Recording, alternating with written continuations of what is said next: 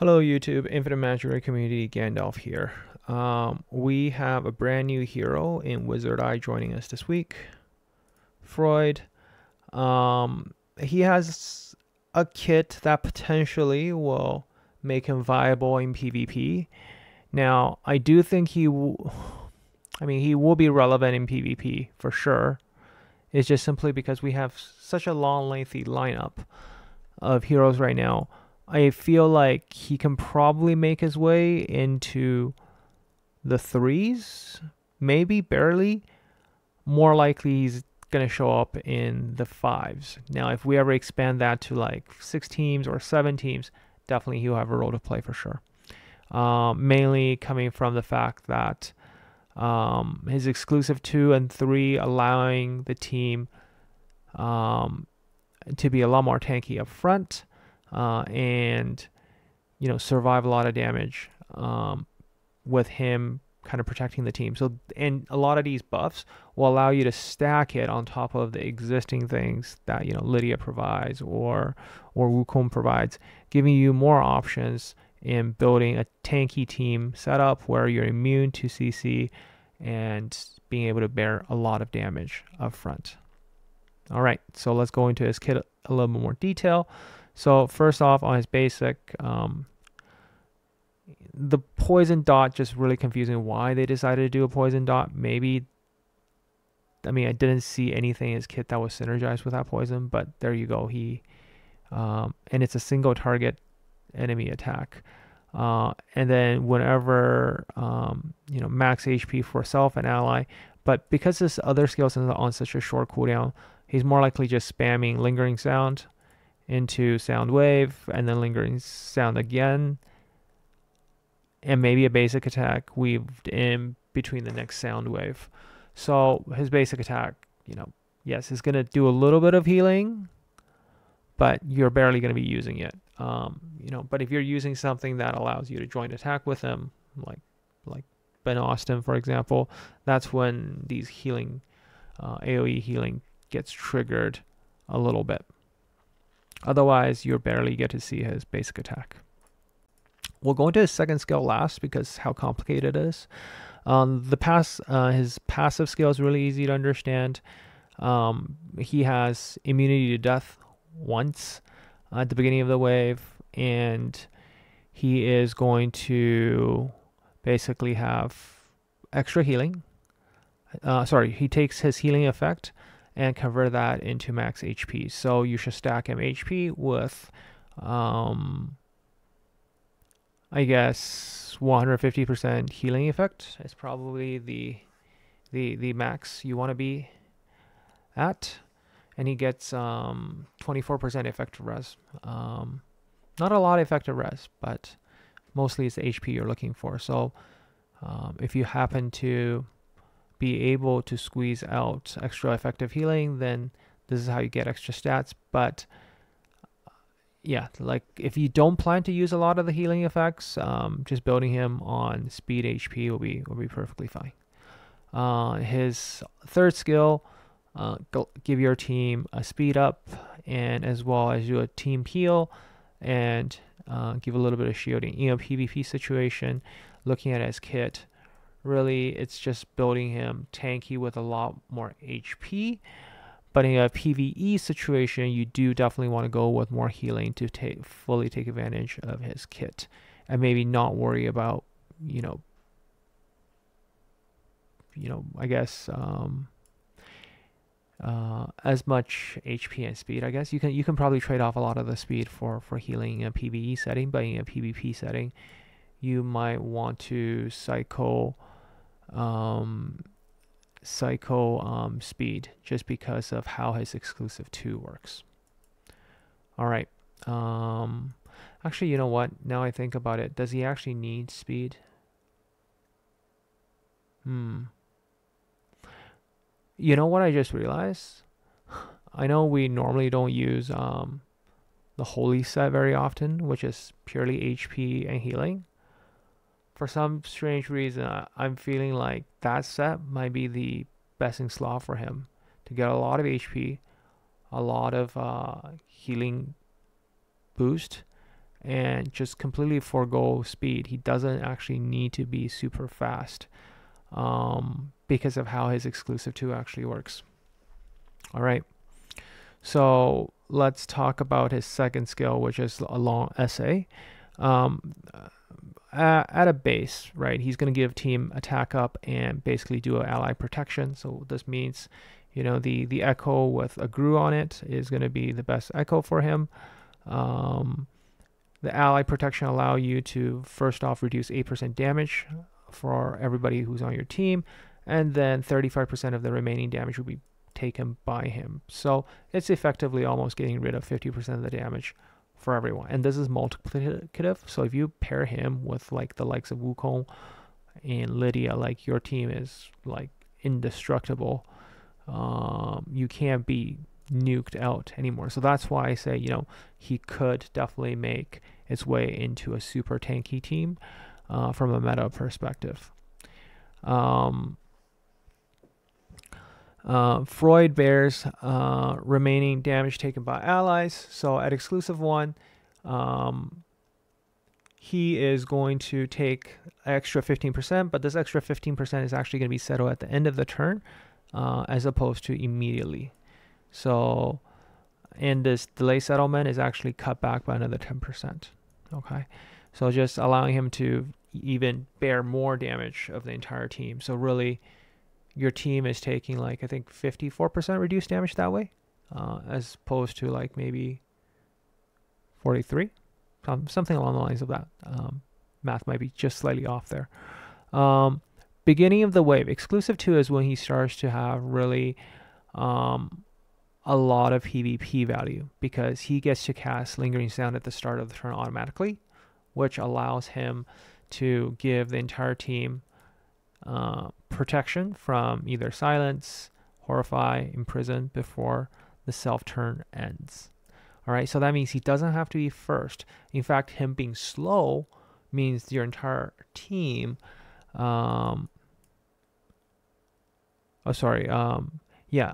the owner ends, right? I guess owner's turn ends. I guess this will be placed on allies. We'll see that in a bit. I think, you know, his own speed has nothing to do with this. But if he doesn't have Pecan eternally, give him PN of eternity. Sorry, not Pecan. PN. How the heck do you say a word with like 3 vowels in it? Like, makes no sense. But this is the one where he basically gets immunity to death once and then does a heal, right? So that means he can repeatedly cycle this. So in a PvE setting, as long as he can cast this every 2 turns, like, he's never gonna die from the boss from a big hit. So this makes him, you know, a very reliable way of bearing the team's damage. So it makes him a very good supporting tank. Finally, his Lingering Sound grants ally. Also, whenever it's granting ally protections, give them extra shield of 30% of his max HP. Up to 2 layers of shield can be gained this way. And it can be stacked. So really it's like 60%, like, right? Because you can refresh. So now you can see you can like refresh the duration of these shields. And these shields cannot be removed, right? In duration of these shields. So ally protection can be removed as long as there's a shield on. So there you go. Let's go into the test to see how much more tanky does he make things. Okay, so we're gonna use some. Well, I wish I had better setups going, but here maybe let's let's do our sort of on my team. I'm gonna do maybe our standard nuke setup. We'll do a popper with Big Jack, popper. Where's my bunny? Where's the bunny? I really should remember to save these. so that save more time next time. And then we'll put melchio in here, so that'll be my team. And then, sorry, we will sync data.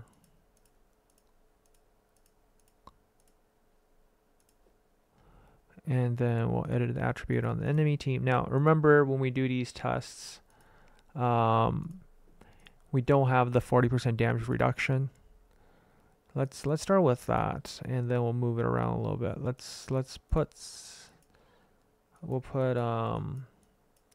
We'll give the enemy a Lydia. We'll give the enemy a Wukong.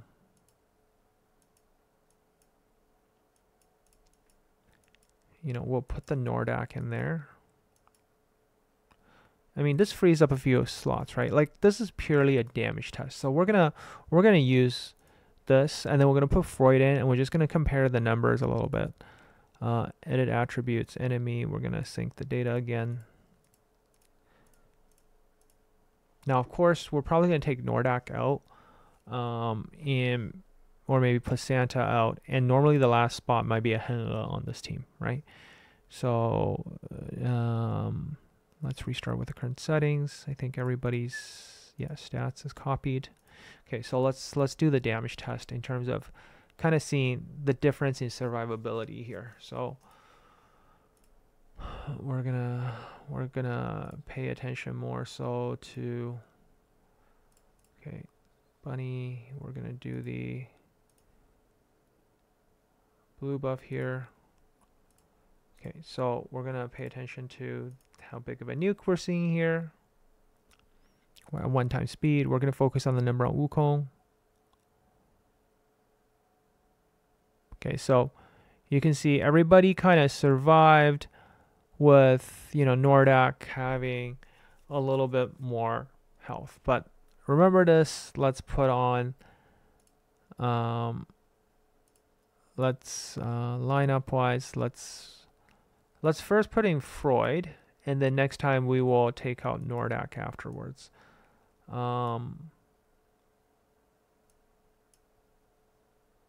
Actually, sorry, let's just use Wukong as a point of reference, right? Wukong's about half health. Lineup, I'm gonna put nordak out actually, and just put the same stats of nordak for Freud. So Freud, shoot, right, we can just search it this way. I even forgot where's Freud. Okay, so now Freud has just to check his stats, he's using my nordak stats. Okay, and he's the red faction. Okay, we're gonna do the same exercise again, and we'll pay attention. You see how the extra shield he puts on everybody, and of course the protect allies are there. We're gonna okay, let's see how much tankier the team got, even though it doesn't have nordak giving everybody that extra 30% HP up front.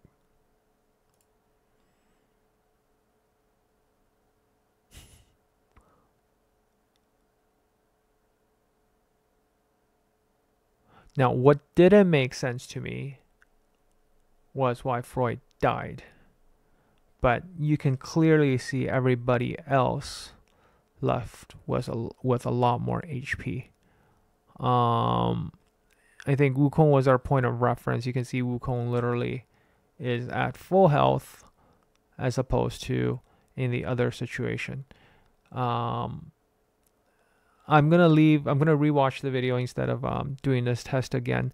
I'll put in the comments in terms of, you know, showing just maybe the key damage difference here. You can see now one thing we immediately see the problem with Freud already is that when this thing is triggered, taking fatal damage, he consumes the eternity and avoids death this time. So in a PvP setting, he's not going to help survive your multi-hits. All right, so the most common DPS is coming from melchio. And you got Jingle Bell. So these multi-hits are not going to help him survive. But the value he has really comes from the fact that you're going to be protected against CCs on this particular team, and he's going to be able to bear and share a good 50% of the damage, and this is a multiplier effect on top of the other damage mitigation that you can put in place. So overall, where do I put him? I would say he's strong. He is not broken by any means. He's not exactly a limited hero tier. He's probably somewhere up there though on the PvP list. He's definitely a viable hero to be used in PvP at exclusive 2 or better. So that's kind of where I'll leave it at. I'll rewatch the video and just put in the the damage comparison number in terms of what the number we saw on Wukong was for a point of reference. But you can kind of see that in his design, the mechanism makes him very vulnerable to multi-hits. Other than that, he does help share and bear a lot of the team's damage. In terms of, is it better to have him or Nordak? Obviously, having Nordak will be a little bit better. We're just going to put Nordak back into the picture and show, how strong the survivability will get. Sorry, I have to just sync my Nordak again so that everybody has the right stats. Yep. Hold on. Why is the Nordak? Restart with current setting. There we go. Okay, so now you can see everybody with a much more massive pool of health. We'll do this one final test just to see, with Freud on the team, what is the additional benefit? Because if you think about it, Nordak's original 10% shield plus that 35% health for everybody up front is very noticeable, right? Compare against the damage reduction, you are getting a solid shield. So the effectiveness of that damage reduction, I would say it's on par with, having Nordak on your team. So imagine stacking them together. I wonder if I can even bust through any of the shields at this point now. Okay. Slow-mo. Again, paying attention to the damage on Wukong is the number we're looking for reference. So it's like 710. Freud definitely took a lot of damage, but Freud definitely is still alive. We're not even able to break the apple at this point. And you can see now at the end of his second turn, that's when that delayed damage came through. So, if we're still looking for a team that can tank everything and anything, this is going to be your new lineup of the ultimate, the wall of all walls. All right, this is kind of it. And I will catch you next time. Overall recommendation, if people are wondering, limited hero is just around the corner. I would highly suggest you kind of wait. Now we do have a 2-week window, so you still have until the last day to kind of decide, right? Now, if you do plan to top up, my code is still available. And for those of you who watch till the end of these videos, you're probably, the people that, that support me the most. So, if you do plan to leverage, this is something that's viable at the end if people are really looking for it. But otherwise, I think for the average person though, I highly say, save your money, because the things are expensive, and in the current state of economy and everything, like I think money could go a lot further in a lot of other places. So I know this is probably a stupid thing to say for people, for content creators, but in general, like if you really have the disposable income, sure, go ahead and spend. But for the most part, I feel like it's more important to save up. I think if you do actually normally buy these 99 packs for Miracle Runes, then I'll say, a better deal isn't a good deal. But other than that, you can always hold back on it. And the benefit is you can see that we still have one last day on Irma Candle, which means when the limited hero information comes out and I can do the video on that, you will still have one last day to be able to summon for Freud. So just in case, you know, you can't make up your mind, you could stock up on the miracle runes now while my discount code is available, and then you can, you know, purchase it and make that final decision, you know, 2 weeks down the road. All right, so that's enough self promotion there. I'll catch you guys in the next one. Gandolf out.